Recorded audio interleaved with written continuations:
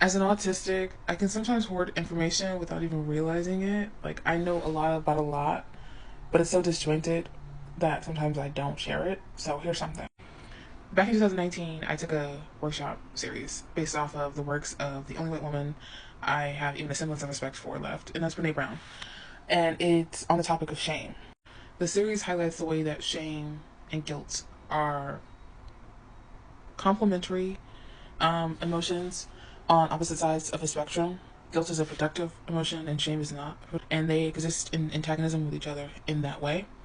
Anyways, here's the headline. Brené Brown says, guilt is, I did something bad. Shame is, I'm a bad person. Probably the most profound part of the workshop was shame works in a lot of ways. It works to keep us silent a lot of the time. But another way that shame works is stifling accountability. For example, say there's a conflict that happens. Someone does something to you, it's wrong, they know it's wrong, you know it's wrong, and you blow up at them. Shame sets in two ways. For the person, they feel ashamed that they did something wrong and that you yelled at them for it. You start to feel ashamed that you yelled at them and you blew up at them for it. Shame becomes, in a way, the consequence for the act itself. And so, after feeling bad, you let a few hours go by, you invite them out for ice cream. There was no accountability that took place, there was no recourse, and they go away from the situation feeling like you yelling at them was the consequence for what they did. So they feel like they've been absolved, that they might be a bad person, and so thus any action that they take that is in line with the thing that they did to you that was wrong is justified under the umbrella of them being a bad person. You feel ashamed for reacting that way, and you don't want to push the subject anymore because shame distorts your perception of what the responsibility is.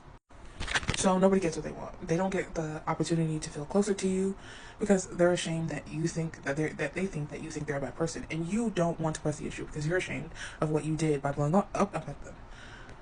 Overall, nothing gets accomplished. There is no opportunity to grow closer, to get more of an understanding of the situation, or to get any sort of resolution. And parents often deal with their children in this way. Your child spills a drink, or in your perception, messes up in some way, and you yell, they become ashamed. Pretty soon you start yelling enough and it stops being I did something bad and it starts becoming I am a bad person. And so therefore when I do something bad, it is because I'm a bad person that I do these bad things. Not that I do bad things and then I'm a bad person, but I must be a bad person based off the reaction. So of course I will do things that are in line with this idea of myself based off of the way that you react to me. And parents can develop a sense of shame from the way that they're reacting, knowing that it's not the most productive way to go about handling the situation. So you internalize the shame with I'm gonna yell and that'll be the consequence. And then later on, I'll take him out for ice cream. I'll send him a note. I'll buy him the thing that he wants. I'll buy them the thing that they want. And the behavior never gets corrected.